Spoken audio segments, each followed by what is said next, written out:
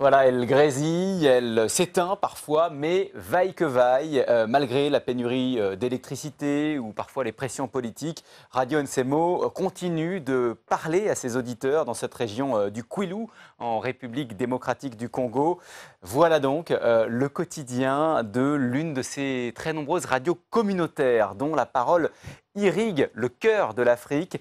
Chacune de ces radios, à son échelle, joue un rôle important dans la vie des habitants. Ce sont des médias qui sont nécessaires et en même temps insuffisants à eux seuls pour faire avancer le débat dans ces pays où la démocratie est parfois en trompe-l'œil.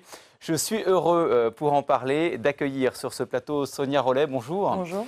Vous êtes journaliste à Radio France Internationale et vous avez été correspondante en RDC. Bonjour à vous, Witou Balkoumaba. Bonjour. La RDC est votre pays natal et vous êtes avocat, consultant, enseignant en droit international. Bonjour à vous, Francis Laloupeau. Bonjour. Vous êtes vous présentateur à la radio du grand débat tous les jours de la semaine sur Africa Radio. Et bonjour, Christophe Rigaud. Bonjour. Vous êtes journaliste indépendant et vous dirigez un site d'information sur le continent, le site Africa Rabia. D'abord, un mot personnel pour bien connaître ce média, pour bien connaître la radio. Je dois dire que j'ai été très touché par ce film et je voulais d'ailleurs avoir, pour commencer, votre sentiment sur ce qu'on vient de voir. Vous demander tout simplement ce que vous reteniez peut-être comme scène, comme image de ce film. Alors moi, ce que je trouve qui est important dans ce film, et c'est toujours ce qui est intéressant dans le documentaire, c'est que ça permet de parler en fait du quotidien des gens. Et c'est vrai que ces radios communautaires, elles ont un rôle qui est assez formidable parce que, par exemple, une radio comme Radio France Internationale, on a des émetteurs au Congo, on en a 9, mais on n'arrive pas à couvrir tout le territoire. En fait, ce sont ces radios qui sont souvent des radios partenaires d'ailleurs des médias internationaux comme nous, qui relaient en fait, par exemple, nos journaux. Et puis, il faut voir le niveau en fait de couverture et d'investissement en fait que ces journalistes ont, parce que il y a certains territoires, on le voit comme au Kasaï, où ces radios ont joué un grand rôle, où ont essayé de continuer à jouer un rôle d'apaisement au sein des communautés.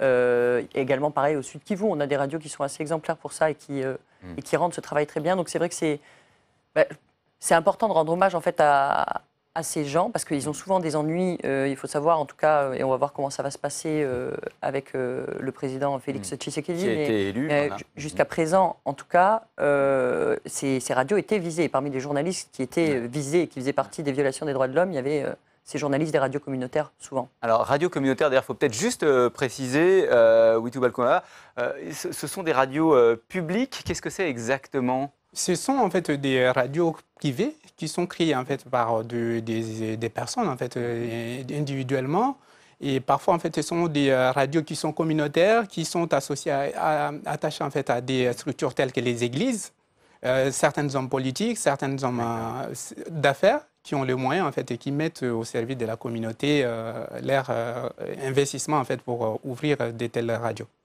Alors vous, qu'est-ce qui vous a touché dans ce film ? Moi, ce qui m'a touché d'abord en regardant les images, ça me rappelle mon enfance, parce que c'est une région qui est proche. En fait, moi, j'étais à Kikwit, donc Kikwit-Diofa, c'est juste non loin à côté. oui.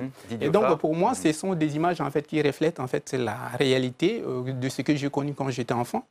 Et surtout, en fait, ils jouent un rôle important sur le plan informationnel. Donc, ils essayent en fait au fait, pour moi, c'est le moyen de communication d'ailleurs le plus adapté qui entre au cœur en fait de la population. Ce n'est pas des médias qui sont à Kinshasa, ce n'est pas des médias internationaux, mais ce sont des médias qui sont locaux et qui parlent en plus au niveau, si vous avez bien suivi les images, langue locale. Donc les gens dans les sont langues très bien locales, informés, effectivement. oui. Ouais. Et ça, c'est très important. Ouais. Vous aussi, Francis Laloupeau, même question. Qu'est-ce qui vous touche dans ce que nous venons de voir ? Parce qu'il y a la couleur de l'image. D'abord, parce qu'il y a une ambiance très particulière. Il y a quelque chose de romanesque, en fait, dans ce récit. Cette maison qui est posée comme ça, au milieu de nulle part, ça me fait penser à cette expression extraordinaire, nulle part et au revoir. Hein. C'est-à-dire, voilà, on voit à la fois le lien qu'il y a entre ceux qui font cette radio et une communauté à laquelle, forcément, la radio est rattachée, mais en même temps, une sorte de solitude, comme ça, de cet endroit et de ces gens-là. Et la solitude est d'autant plus forte quand on voit les images, les séquences où l'on voit la pression financière, la pression politique, le dénuement de cette radio qui est à la fois reliée à une communauté qui la soutient, mais en même temps qui, de temps en temps, évidemment, cette radio se sent un peu seule face, je dirais, à certaines contingences matérielles notamment, contingences politiques également, puisqu'il y a cette phrase extraordinaire qu'on entend à un moment donné, un des animateurs de cette radio qui dit « Nous sommes une radio orpheline Oui. ». Ça veut tout dire. Hein. Enfin, ça dit beaucoup, en tout cas. Ouais. Et vous, Christophe Rigaud, il y a quelque chose... Oui, moi, ce qui m'a vraiment touché, c'est que dans ce film, voilà, il y a tout le Congo, la précarité de la vie quotidienne, les pressions politiques. Et pour moi, c'est vraiment ce film montre le meilleur de la radio en Afrique. On a eu l'image au Rwanda en 1994 du pire de ce que peut être la radio, parce qu'en Afrique, la radio est très très puissante. Voilà, il y a un taux d'électrification en RDC qui est très faible, 13%.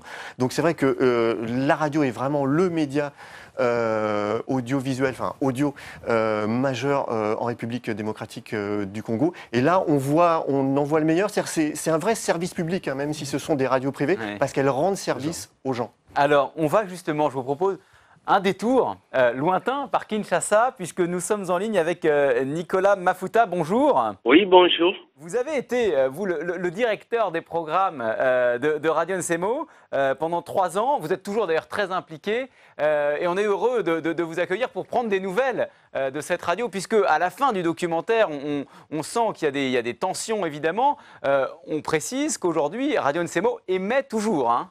Oui, merci beaucoup. La radio Nsemo continue à émettre malgré beaucoup trop de difficultés que nous rencontrons sérieusement, surtout en ce qui concerne les énergies. On a beaucoup de problèmes de ce côté-là. Mais c'est une radio qui aide la population. Tout à fait. Nous avons un sérieux problème d'énergie parce que vous savez qu'ici, chez nous, en soi, nous n'avons pas une centrale électrique qui peut nous fournir sérieusement de l'énergie.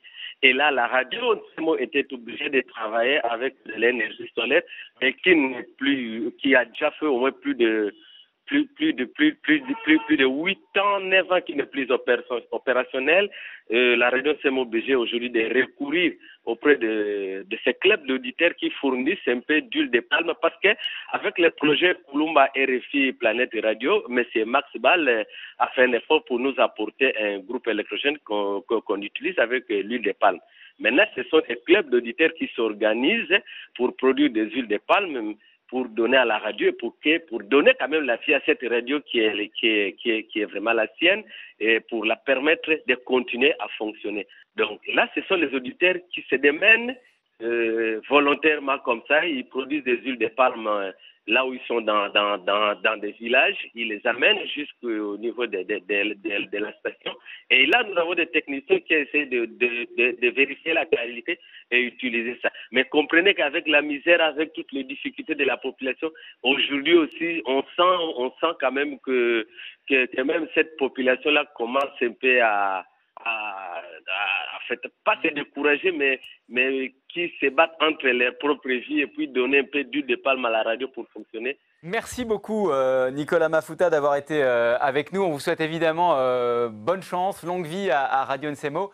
C'est très important ce qu'on vient d'entendre, ce lien économique, hein, y compris économique, entre les clubs d'auditeurs et la radio. Ah oui, alors nous, on ne va pas se plaindre de ça parce que RFI, on a des clubs d'auditeurs qui font des choses partout, en fait, en notre nom, et puis des initiatives et autres. Donc nous aussi, on a ce côté-là, mais c'est vrai que sur ces radios communautaires, ce qui est impressionnant, en fait, alors il y a plein d'astuces. C'est incroyable, en fait, l'imagination qu'il y a pour arriver à maintenir ces radios qui sont souvent, et on le voit là, parce qu'il y a pas mal de radios communautaires qui ont des problèmes quand même maintenant, et notamment au Kasaï, il y en a beaucoup qui ont été fermés avec des histoires d'impôts non payés parce qu'ils ont des problèmes d'argent. Et donc, ce qu'ils font, c'est qu'en fait, ils prennent un abonnement à Canal+, par exemple, pour les matchs de football. Et après, en fait, ils se remboursent, enfin, ils collectent, ils diffusent les soirs de match et ils utilisent leur générateur qu'ils ont le reste du temps pour faire tourner la télévision et pour pouvoir faire à toute cette communauté voir le match. Et à ce moment-là, chacun paye un tout petit peu.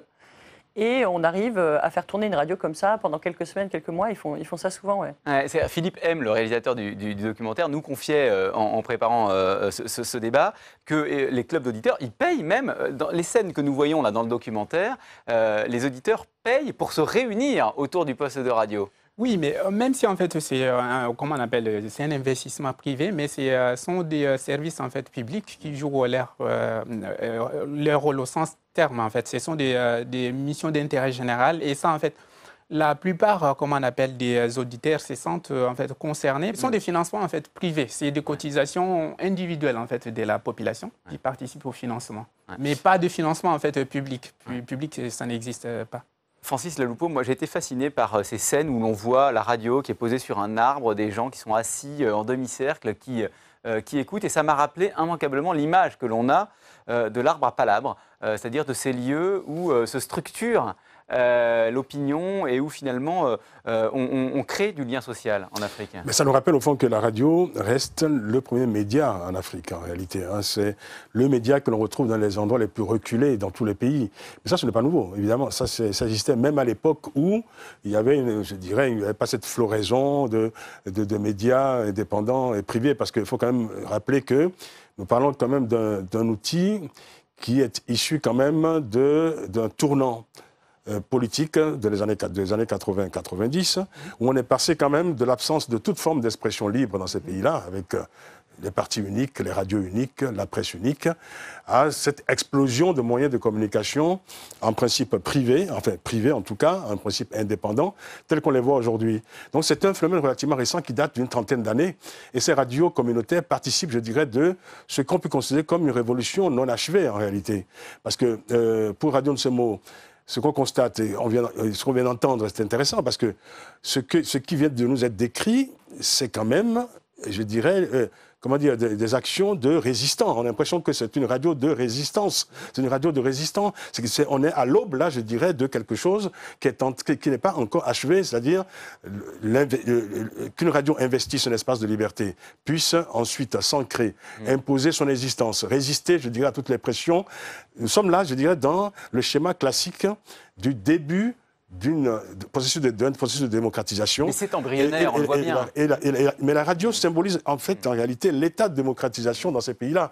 Et je dis, cette forme de résistance qu'on observe en RDC montre aussi, je dirais, le niveau de démocratie qui est aujourd'hui atteint en RDC. C'est-à-dire qu'on en est, je dirais, pratiquement qu'à l'aube, je dirais, de cette démocratie. Je voudrais justement qu'on regarde un court extrait du documentaire où justement on voit la vivacité, la vigueur du débat démocratique sur cette radio. Balandi radio Nsemo na bisika nyonso abeke na kulanda beto na fréquence à 100.0 MHz. Bet me kuma na ntangu ya émission débat. Volonté politique ya ba dirigeant. Gouvernance yambi, boke diriger boire la mbote vert. C'est pour ça que c'est quoi la bambonono, ça vous permet de changer équipe dirigeante nyonso. Pour katuka beto tout la bantu yamba, bantu na kovana ti volonté politique yambote, voilà na beto tom. Pays qui est malade, pays qui est à goufwa, ntime foi, nzala, malade muyibi luvunu. Alors, beto tout la bampumo yamba, yamasonga, yakutoma pour que beto nyonso beto soba beto changer boire na beto quoi na toile.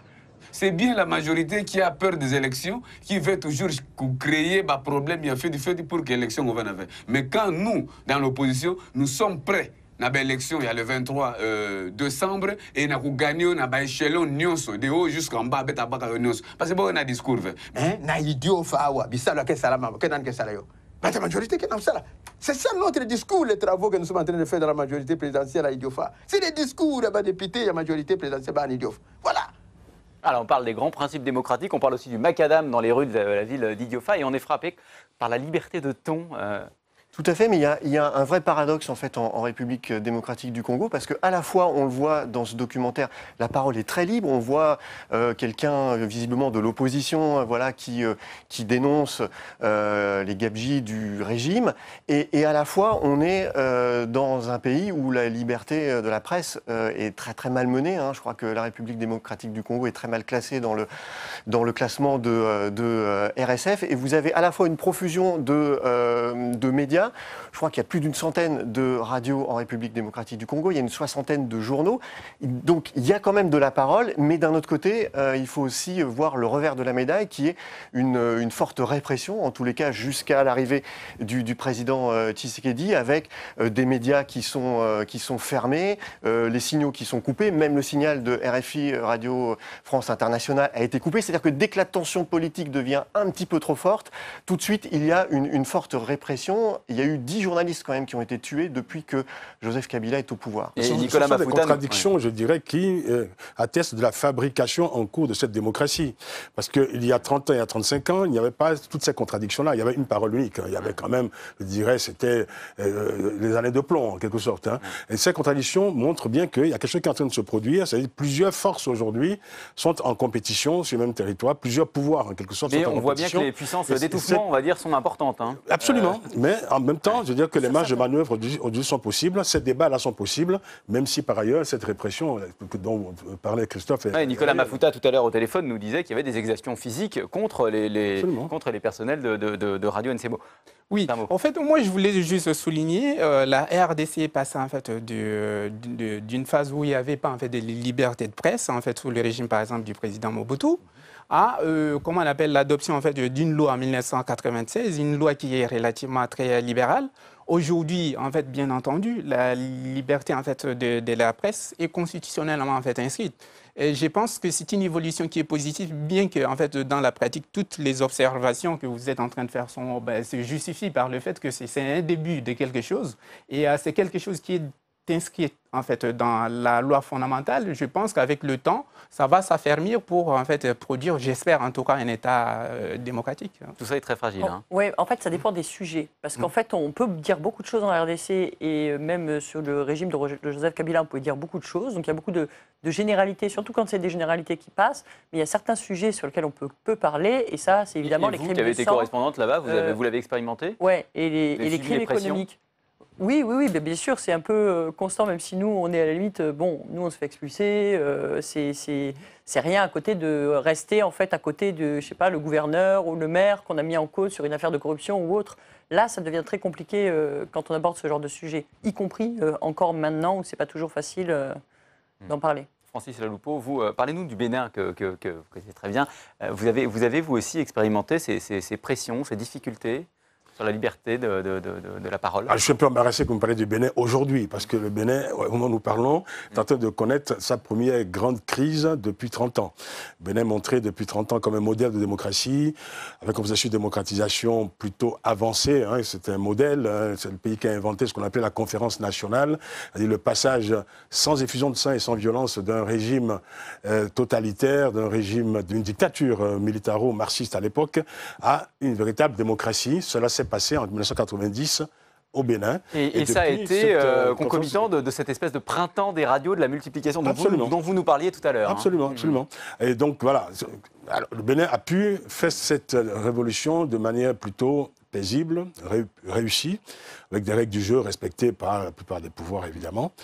Et puis on a assisté au fil du temps, je dirais, à d'une certaine manière, à une sorte d'essoufflement, un non-renouvellement, je dirais, de la pédagogie démocratique, pour résumer, pour faire court, parce que ceux qui ont aujourd'hui 30 ans sont nés au moment où cette révolution démocratique s'opérait. Donc 30 ans plus tard, évidemment, il semble évident, normal pour une génération d'aller voter régulièrement, d'observer des alternances politiques au sommet de l'État, des alternances législatives, ce qui s'est produit de manière régulière depuis 30 ans au Bénin. Et puis là, évidemment, il y a, je dirais, une sorte d'accident industriel, d'accident démocratique qui s'opère, c'est-à-dire au bout de la 4e alternance au sommet de l'État, nous avons un régime qui aujourd'hui est en train de remettre en cause tous ces acquis démocratiques, mais là c'est une histoire évidemment qui est en cours. Je voudrais juste avoir votre sentiment sur le rôle des réseaux sociaux, parce que chez nous évidemment, ils ont contribué à complètement déstructurer ou restructurer l'espace public. Est-ce que cette liberté de parole qu'on voit à la radio est percutée d'une manière ou d'une autre par l'émergence des réseaux sociaux ou ça reste marginal là-bas? Effectivement, en fait. Allez-y, allez-y. Effectivement, parce qu'en fait, en RDC, moi j'y étais en 2015. Le gouvernement s'est empressé en fait, de couper l'Internet. C'est passé, il craignent l'Internet en tant qu'outil de révolution, en fait, comment on appelle, des revendications démocratiques. C'est un outil qui peut conduire, en fait, à, comment on appelle, à la révolte populaire. Et c'est ce qui était en train de se faire en janvier 2015. Et Sonia Rollet, vous vouliez ajouter quelque chose sur les réseaux sociaux? En fait, on voit que ça reste quand même très dans les villes, en fait, les réseaux sociaux. Donc, c'est vraiment lié justement aux manifestations publiques, etc. Et donc, c'est un bon moyen d'organisation. C'est aussi assez étonnant de voir à quel point les gens filment, en fait, les exactions et filment ce qui se passe ou les choses qui les révoltent. Donc, ça veut dire qu'on a beaucoup de vidéos qui circulent. Il y a aussi des fausses vidéos, c'est vrai. Mais il y a aussi beaucoup de vraies vidéos qui sont faites de dénonciation et qui nous permettent à nous de travailler pour faire des enquêtes notamment. Donc c'est vrai que ça crée un rapport en fait plus immédiat, moi je trouve, entre les journalistes et en fait les habitants des villes. Et votre point de vue là-dessus, Christophe Frigo, vous qui êtes justement l'animateur d'un site d'information. Effectivement, il y a de plus en plus de Congolais qui maintenant ont accès à Internet, mais ça reste encore assez limité, et assez limité aussi à des Congolais jeunes de la classe moyenne. Et notamment limité évidemment dans les régions dont nous parlons dans ce documentaire, qui sont très éloignés, on est très loin de Kinshasa. On est à 2 jours de route de Kinshasa. Il faut savoir que, comme pour la radio, les réseaux sociaux ont été coupés pendant une vingtaine de jours au moment de l'annonce des résultats de l'élection présidentielle de décembre 2018. Résultats très très contestés. Et on voit bien qu'à chaque fois que la situation politique se tend, on coupe les signaux radio et on coupe aussi l'Internet qui commence effectivement à prendre de plus en plus de poids. Même temps, il faut dire que ce rapport de force qui est désormais établi entre les médias, la radio notamment, mais les réseaux sociaux et certains pouvoirs encore difficiles, hein, comme en RDC. Et je pense que voilà, il y a quelque chose de réjouissant quand même dans cela, parce que vous posez la question tout à l'heure pour le Bénin. Moi, je suis d'une génération qui a connu le parti unique. Hein. Voilà, j'étais adolescent quand il y avait des partis uniques dans tous les pays africains. Je suis de cette génération qui s'est battue pour justement, qui a rêvé de démocratie, qui a rêvé de ce bouillonnement, je dirais, démocratique. En tout cas, ce bouillonnement qu'on observe aujourd'hui. Évidemment, il y a encore du chemin à faire, parce que il y a des pays où le train de la démocratie est arrivé à l'heure, hein, depuis 30 ans quand même, hein, certains pays. Et puis il y a des pays, encore il y a des résistances, je dirais, des résistances de certains pouvoirs, certaines cultures politiques anciennes, qu'on croit révolues à certains endroits, mais qui encore résistent, bougent encore, c'est le cas de la RDC, où certaines contradictions sont à l'œuvre aujourd'hui en RDC, qui permettent justement de constater qu'il y a quand même un cheminement vers des espaces de liberté de plus en plus importants. Alors je voudrais qu'on parle de quelques points très importants qui sont abordés par ce documentaire. J'ai été frappé, moi, par la place que prennent les femmes auditrices, très attentives, et elles écoutent la radio, elles prennent le micro, on le voyait dans l'extrait qu'on a rediffusé, et elles sont du coup amenées, encouragées à prendre le pouvoir. Certaines se portent candidates. Ça joue un rôle aussi, la radio, dans la diffusion de la parole auprès des femmes sur ce sujet, Sonia Rollet? Alors ça reste quand même encore difficile, dans le sens où on le voit à l'Assemblée nationale, même s'il y a une femme qui est présidente de l'Assemblée nationale, c'est quand même encore, la classe politique congolaise est quand même très très masculine encore. Et puis sur les postes à responsabilité, mais on voit en tout cas que les femmes se sont beaucoup organisées, et notamment le plus éloignées possible des villes, enfin, se réunissent en communauté, essaient de monter en fait des activités génératrices de revenus, prennent des responsabilités, notamment dans les organisations. Donc il y a beaucoup d'organisations de femmes qui se sont développées sur le territoire, mais on sent toujours quand même qu'il y a une chape de plomb et que finalement on met en avant donc Janine Mabunda, qui est la présidente de l'Assemblée nationale maintenant, et on a envie de donner cette image-là du pays, mais on a aussi eu des cas pendant la campagne où des femmes se faisaient agresser, candidates se faisaient agresser sexuellement, ou des femmes activistes se sont fait frapper. Enfin, on a encore des cas et ciblés aussi parce qu'elles sont femmes.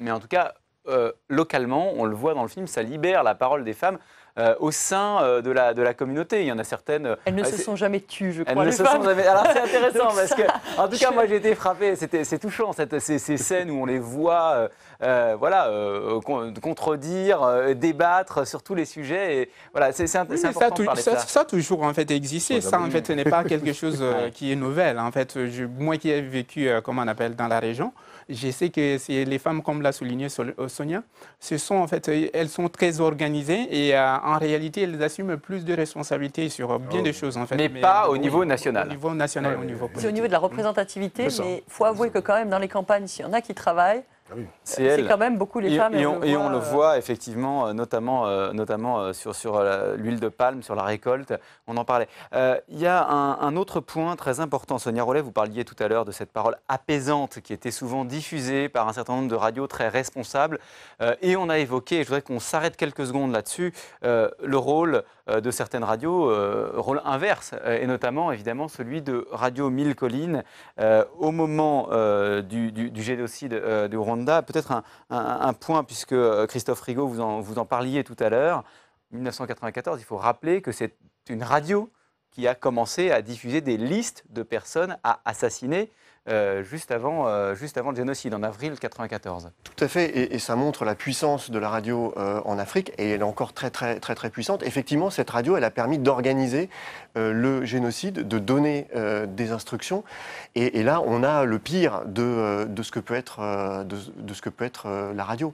Et ces radios très virulentes, elles existent encore? Ah oui, elles existent. On a régulièrement des propos, on entend souvent dans des radios, parce qu'on parle du côté des radios communautaires, où il y a aussi des radios communautaires qui sont financées par des hommes politiques, souvent. Donc il y a aussi une instrumentalisation en fait, du discours lié à la haine ethnique. On l'a encore beaucoup vu pendant les élections, et on le voit en fait très régulièrement quand il y a des montées de tension, etc. Et où là, à l'inverse, ces radios-là, on peut diffuser des messages d'appel à la haine.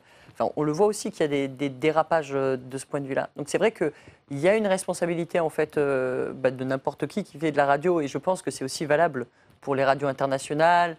On a vraiment à faire attention à ce qu'on diffuse et à ne pas faire du mal en fait, sur le terrain, ou à ne pas avoir des messages qui peuvent être de nature à... Et je pense qu'on est tous très vigilants là-dessus. Mais c'est vrai qu'il y a aussi des radios qui dérapent. Et encore maintenant, dans le Rutshuru, il y avait des appels. C'était pas très loin de la radio des Mille Collines, et c'était il n'y a même pas 3 semaines, un mois. Hein. Il y a 3 semaines, un mois. Ouais. Donc ça existe encore. Francis Laloupeau, ça pose évidemment la question de la formation des journalistes. C'est dit d'ailleurs dans le documentaire à un moment, du fait qu'ils doivent être conscients de la portée de leurs paroles. Tout ça, évidemment, j'imagine que c'est très présent. Oui, mais c'est compliqué. Parce que la question de la formation des journalistes se pose évidemment fondamentalement.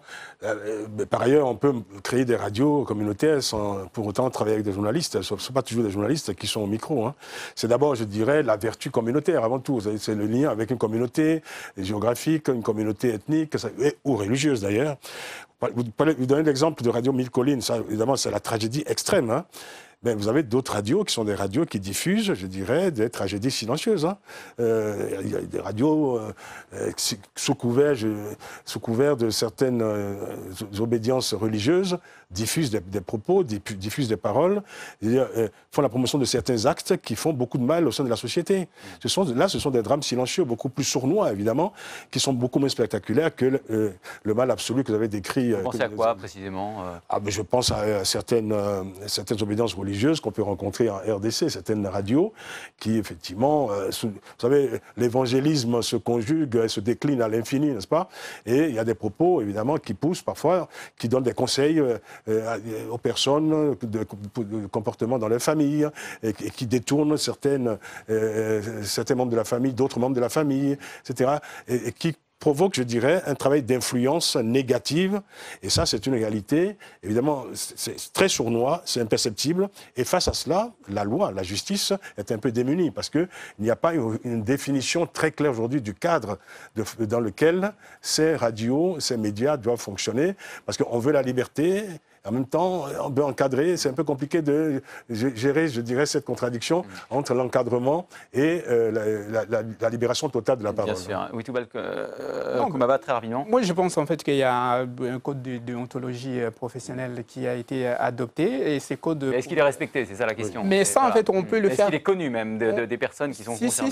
Si, c'est connu parce qu'il y a Journalistes en danger, Union nationale de la presse congolaise, en fait, qui a fait en fait, justement un travail, comme on appelle, de vulgarisation. Mais ça, en fait, en réalité, pour instituer, comme on appelle, l'éthique professionnelle, c'est assez simple. Il suffit, en fait, de s'attaquer directement ou d'exiger ça, en fait, de ce qui crée des radios, en fait. Parce que si on exige ça des journalistes, il y a beaucoup de journalistes, des personnes qui, comme on appelle, qui interviennent dans des radios qui ne sont pas, en fait, formées. Mais en revanche, par rapport à, comment on appelle, des propriétaires des radios, on peut exiger, en fait, d'éthique professionnelle quant à la diffusion de programmes.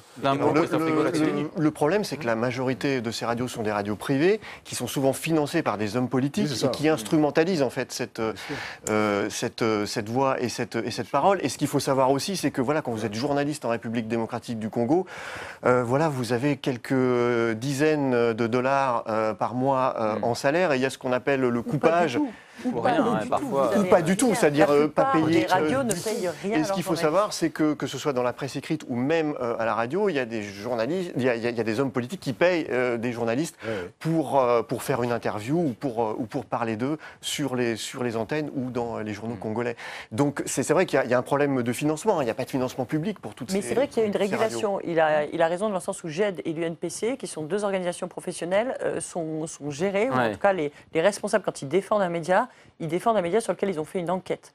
Et ils font quand même le tri entre ça. Il y a une seule chose sur laquelle ils demandent aux autorités, ils ne demandent pas aux autorités de ne pas faire, mais sur les ramassages d'impôts, parce qu'aujourd'hui, il y a beaucoup de radios qui ferment parce qu'on commence à ramasser les impôts et qu'ils ne les ont jamais payés. La question, c'est est-ce que c'est de la répression politique ou pas? C'est bien montré dans le documentaire, d'ailleurs, avec cette personne qui apparaît à 2 reprises et qui ça continue encore, mais la question, c'est on a le droit de collecter l'impôt. La question, c'est à quel moment c'est de la répression politique et est-ce qu'on ne peut pas quand même reconnaître le rôle service public de ces radios et que l'État fasse un geste parfois pour les exonerer ou échelonner les paiements. Ou donner des subventions, tout simplement. Oui, bien sûr. C'est tout à fait très possible. rapidement. Non, je crois qu'on touche là une question essentielle, c'est la question économique. Hein. On parle quand même de pays qui sont aujourd'hui dans des difficultés économiques essentielles. Et pour faire très court, au moment de l'avènement de la démocratie dans certains pays, la question s'est posée tout de suite, on s'est dit, voilà, très bien, mais comment on finance la démocratie? Comment on finance les nouvelles institutions? Eh bien, les médias, les radios, ce sont des vecteurs de la démocratie. Comment on les finance? Dans quel modèle économique, aujourd'hui, peuvent s'installer ces radios et assurer leur pérennité? C'est une vraie question. Ce qui est très touchant, et j'en terminerai par là peut-être, c'est ce qu'on voit sur la difficulté de l'accès à l'énergie, ce combat que nous rappelait tout à l'heure. C'est pas touchant, hein. Au bout d'un moment, ça devient quand même, c'est un pays qui est extrêmement riche et qui a quand même des réserves. C'est touchant parce que ce qui est frappant, c'est la manière dont les personnes, dont les auditeurs cherchent eux-mêmes à fournir cette huile de palme qui sert à faire tourner les émetteurs. Mais la RDC était exportateur de l'électricité. L'énergie électrique en fait, produite à Inga est exportée même au Zimbabwe, en Afrique du Sud. Pourtant, en fait, le pays est dans le noir. C'est ça qui est paradoxal. Oui, c'est vrai. Et ce combat pour l'énergie-là, c'est aussi le combat du développement. Mais c'est vrai que quand on voit le décalage entre les ressources en fait, de ce pays, et notamment des ressources minières, parce qu'on a tout, on a le cobalt, on a le coltan, on a de l'or, on a des diamants, il y a vraiment énormément de choses. Quand on parle de l'énergie, l'hydroélectricité, ça peut être des ressources de revenus énormes. Et en fait, c'est vrai que même dans des zones, et y compris dans les villes comme Kinshasa, on ne parle même pas de délestage. Il n'y a pas d'électricité dans certains endroits. Et c'est vrai que ça, c'est quand même... Et pour développer l'activité économique et pour lutter contre la pauvreté, c'est vrai que ce combat-là de l'énergie, et c'est bien trouvé dans le documentaire, c'est la question centrale. Merci beaucoup. Merci à tous les 4 pour ce débat passionnant. Je rappelle votre livre, Francis Laloupeau, France-Afrique, la rupture maintenant. Autre conseil de lecture, l'ONU et la diplomatie des conflits, le cas de la République démocratique du Congo. C'est vous qui en êtes l'auteur, Witubal Kumaba. Et puis, puisqu'il a été question de la liberté d'expression, c'est toujours l'occasion de vous rappeler ce très bel ouvrage. Véronique de Vigry, la photographe sans photo pour la liberté de la presse, c'est au profit de Reporters sans frontières. Un monde en doc se poursuit sur Public Sénat avec 2 films. Et d'abord, le combat de femmes israéliennes et palestiniennes engagées pour la paix. Il y a 4 ans, elles ont décidé de créer un mouvement d'abord informel, Women Wage Peace. Leur exigence est à la fois très, très simple et très audacieuse. Elles veulent que leurs dirigeants se retrouvent à nouveau autour de la table des négociations, se parler toujours. Elles sont désormais plusieurs dizaines de milliers de tous horizons politiques, de toutes origines.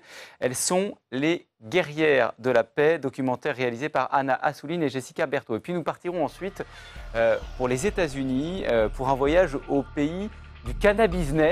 Le business du cannabis est florissant là-bas, de plus en plus d'États le légalisent. États-Unis, la ruée vers l'herbe, film de Gilles Biassette et Frédéric Biamonti. Excellent week-end sur Public Sénat. Public Sénat, avec le soutien de l'Institut national de l'audiovisuel, vous a présenté Un monde en doc.